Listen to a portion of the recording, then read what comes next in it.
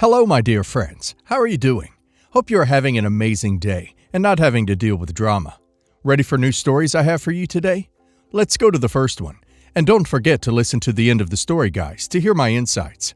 Enjoy the stories, and don't forget to like and subscribe. And of course, don't forget to leave a comment. Let me just start by saying that I did not set out to ruin what should have been a happy family dinner. The evening was supposed to be about celebrating something exciting in my life, starting a family with someone I love.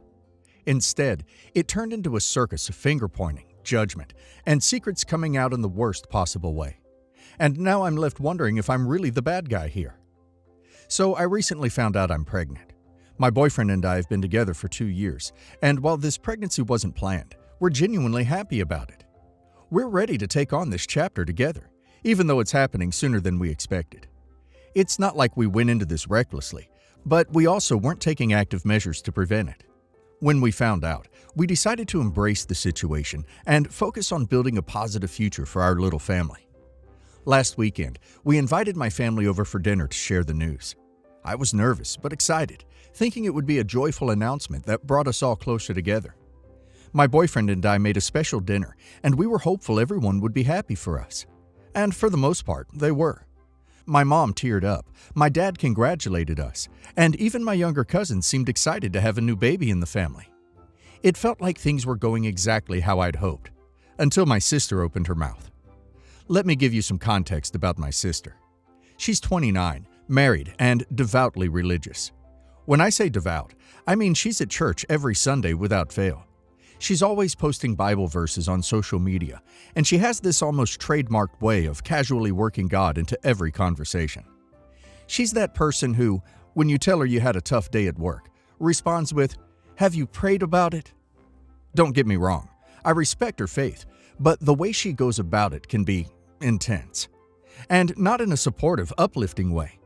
She has a holier-than-thou attitude, as if her faith makes her morally superior to everyone else, and she never misses an opportunity to let you know it. Now, I knew she might have some opinions about me being pregnant before getting married. I expected maybe a raised eyebrow or a brief comment, but I hoped she'd move on and focus on the positive. I was wrong. As soon as I shared the news, her expression changed. She went from smiling and chatting with everyone to glaring at me like I'd just confessed to some unspeakable crime. Then, as the rest of the family was congratulating me and my boyfriend, she started her lecture. At first, she kept it relatively mild. "Wow, I'm surprised," she said. "I would have thought you'd want to be married before starting a family. You know, to set a good example for the baby." I tried to brush it off, saying that we were happy and committed, and that a marriage certificate wasn't the defining factor in creating a loving home. But she didn't stop there. She went on about how disappointing it was, how I was living in sin, and how God will judge and punish me. She talked about how our child deserved to be born into a proper Christian household, and how I was making a mistake by not putting God's plan first. The more she talked, the angrier I felt. I could tell she was deliberately pushing my buttons. She saw that her words were bothering me, and rather than easing up, she doubled down. She kept going on about how I was disrespecting our family's values, how I should be ashamed of myself, and how I'd fallen away from the faith. She even threw in a pointed remark about how men these days have no sense of responsibility, which felt like a direct jab at my boyfriend, who was sitting right there trying to stay polite. I did my best to keep my cool, but she wouldn't let it go. She was determined to make me feel as awful as possible. I could see the rest of the family getting uncomfortable. My mom tried gently redirecting the conversation, but my sister wouldn't budge. She just kept hammering away at me, her voice dripping with self-righteousness. It was clear she wanted me to feel ashamed, to repent, or at least to acknowledge that she was right. But I'd had enough. That's when I snapped. I looked her straight in the eye and said, "You have no right to sit there and judge me. You're calling me sinful, a disappointment, and a disgrace. But let's not forget, you've been down this road before, haven't you?" The room went dead silent. I continued. "You had a baby out of wedlock too. The only difference is, you didn't keep it. You made sure no one else would find out. So maybe you should think twice before throwing stones." Her face went pale, then red. I could see the shock ripple through her. She stammered something I couldn't hear, got up from the table, and left the house.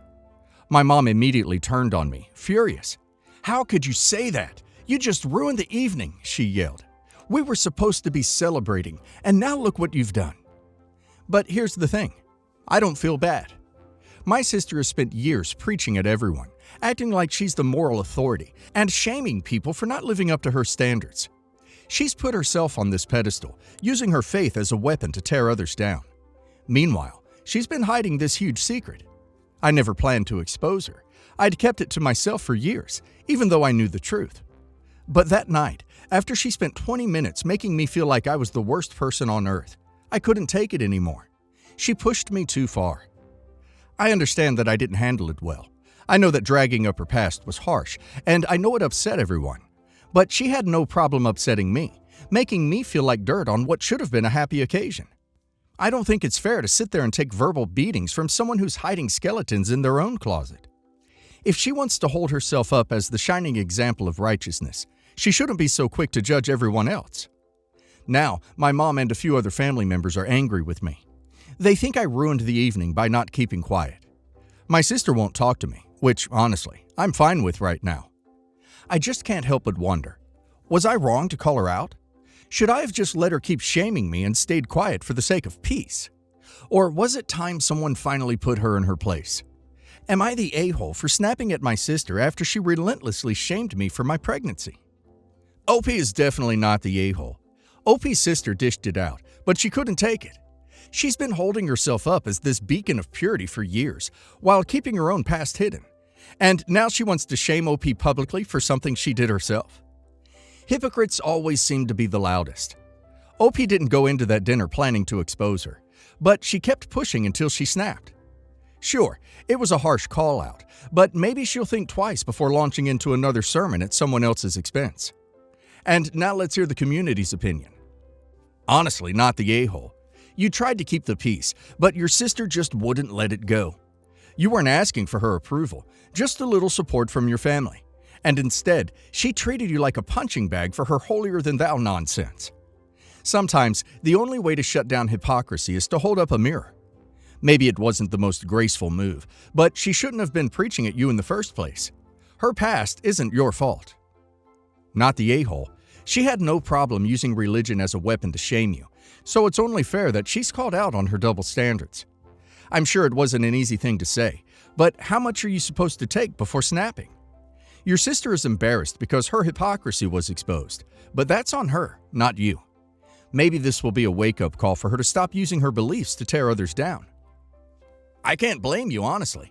It's one thing to have a difference of opinion, but your sister took it too far. If she didn't want her past brought up, she shouldn't have gone after you so aggressively. You're not the a-hole. You're allowed to defend yourself when someone's shaming you over something they're guilty of too. She's upset now, but maybe next time she'll think twice before coming after you with that much self-righteousness. I, 30 female, grew up in a middle-class family. I have a sister, Ellie, who is 3 years older than me. Some of my earliest childhood memories are of my parents characterizing me as the pretty one, and Ellie as the smart one. Ellie has an IQ in the 150 range. She was always at the top of her classes at school with little effort, while I struggled to make B's. When it came time for college, Ellie was accepted into some of the best schools in the country and ended up enrolling in a top 10 university. While I always kind of wondered how they were affording this, I kind of assumed they were taking out loans for whatever financial aid didn't cover. However, when I was a senior in high school, I found out how Ellie's tuition was being funded. With the inheritance my grandparents had left, with the intention it would be used for both of our schooling. Ellie had 1 year left of university, and the money was nearly gone. They made it clear that with my grades, they would rather the money go to finish off Ellie's graduate education. I was left with a choice, loans or no school. I ended up working full-time to afford to rent an apartment with friends while going to community college nursing school on the side. It took me a little longer, but I graduated with honors. I got a great job at a local hospital and ended up meeting my now husband, who was a second-year general surgery resident at the time, my very first day on the job. Fast forward 8 years. My husband is a surgeon and I went back to school to become a CRNA. We are very comfortable financially, happily married, and I am pregnant with our first child, a girl. Through this time, I have maintained minimal contact with my parents and sister. I had a ton of resentment and allowed my relationship with them to grow colder over the years. I was aware my sister had got on to get her MA and PhD, though I had no idea how this was being funded and didn't care to ask. About a month ago, I got a call from my mother, who didn't even know I was pregnant. Apparently, my sister is struggling under the weight of multiple private loans while working at an entry-level research job. She is living with my parents, who co-signed the loans, and is having a hard time. She asked if my husband and I would give them a loan to take care of my sister's loans for the next few years and take some of the pressure off of her. It was pretty clear to me that loan really meant gift. I unloaded on her. I told her that I had spent my entire childhood being dismissed and ignored while my brilliant sister was put above me constantly. They used my college money on her, and I had to take out loans which I paid off myself.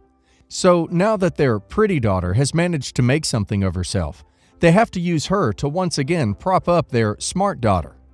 My mother was crying and saying, "That isn't true," over and over again. Then my father jumped on the phone and demanded to know what I had said to her. I hung up. My husband is very proud of me for standing up for myself and finally speaking about the trauma which has been weighing me down for years. And while I know it was the right thing to do, why do I still feel like crap? I imagined this moment 1,000 times, but I also thought it would come with a sense of relief. Now I am doubting myself and wondering if I made the wrong choice on addressing the problems I have with my mother in such a way. Would it have been better to ask them to go to family therapy with me, or just sit down and explain calmly why I don't want to bail out Ellie? And on the other hand, while I'm not close with my sister, I know she is as much a victim in this as I am. She put all her value into being the smart daughter, and look where it got her. I guess I'm just extremely conflicted about the whole situation and needed to vent and ask advice from a bunch of strangers on the internet who have no horse in this race, so to speak. What would they do if you couldn't succeed in life on your own way? They didn't help you with the cost of college. You could have easily been the one in debt, seeking for help. Would they help? She went to grad school with zero funding? That's not uncommon with just getting a master's. But it's extremely uncommon if you're in a PhD program, which usually includes the masters you get along the way. It's especially unusual if she went to a top 10 university and maintained the GPA necessary to attend a graduate program. Something tells me, OP, that you are not getting the full story behind the money troubles. Either sister was taking out additional loans so she could live at a higher standard than is normally afforded by a grad school stipend, or it's the parents that are in trouble for other reasons. She went to school in a major city. I'm pretty sure she didn't work while she was in school at all, so a good portion of those loans are likely for living expenses. I swear, the kid the parent treats as special is almost always the one who ends up losing. You didn't feel relief because nothing changed. Your mother didn't say, "I'm so sorry I hurt you. I was wrong. I love you."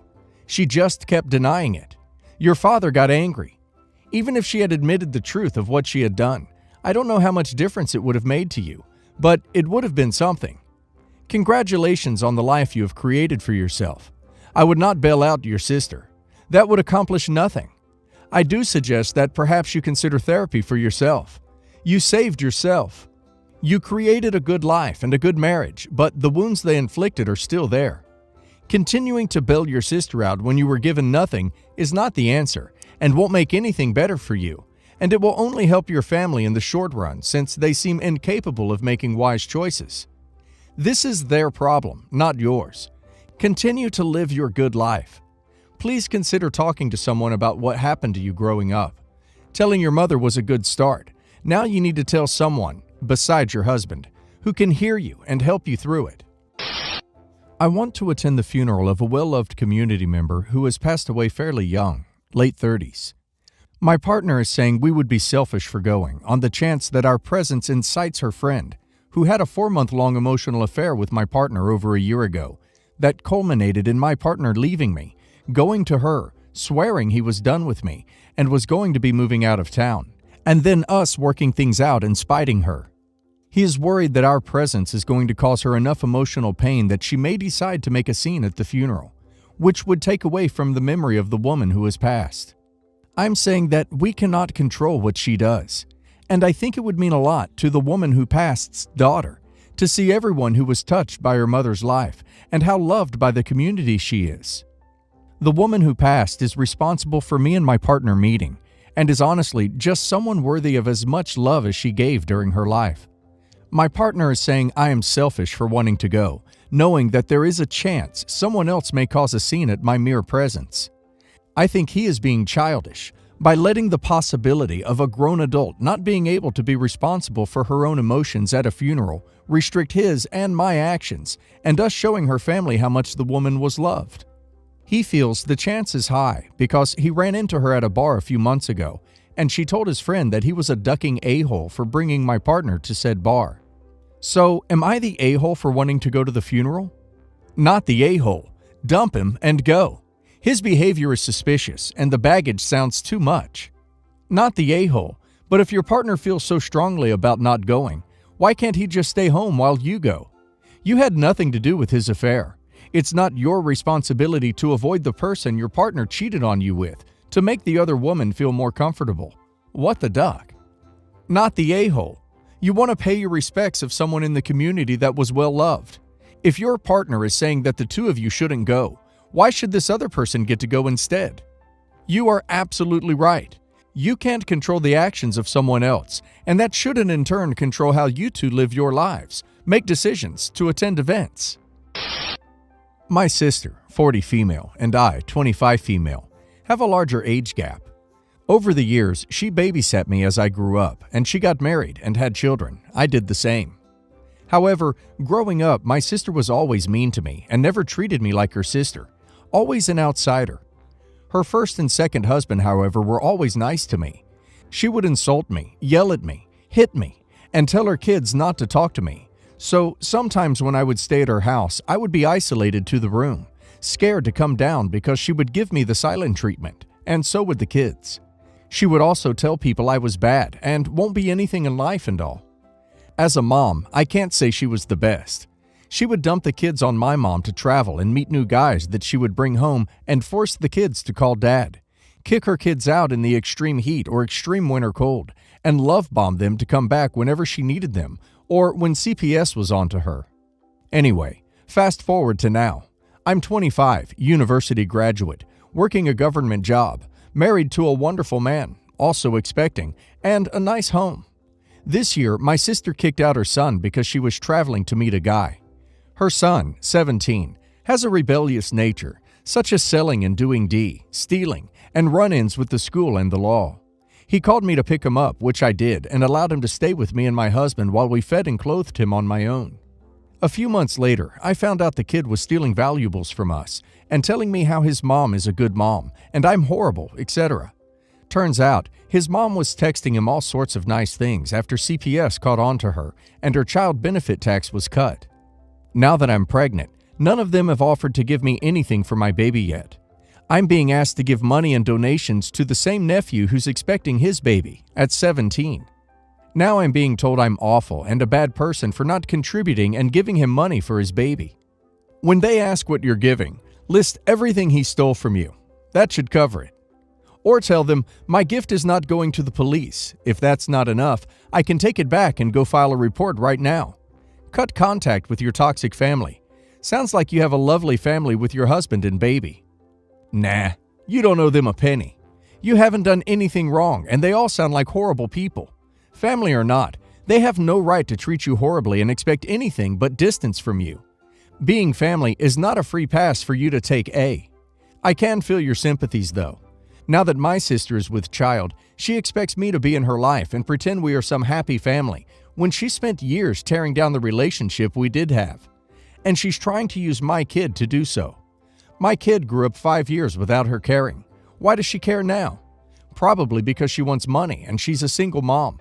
Protect yourself because nobody else will. It turns out my husband, 35 male, was sending money to another woman. 4 months ago, I, 30 female, returned to work after having a baby.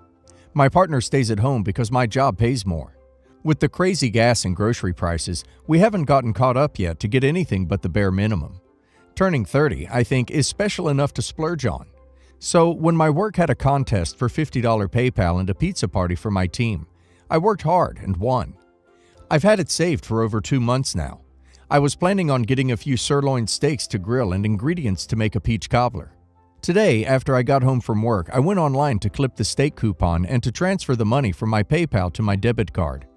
I log in and it says $10.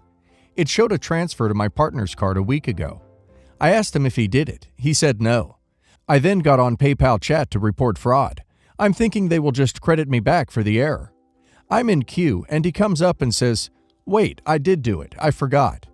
When I asked him what he spent it on, he went on a rant about how he is a 35-year-old grown man and just wanted to spend some damn money.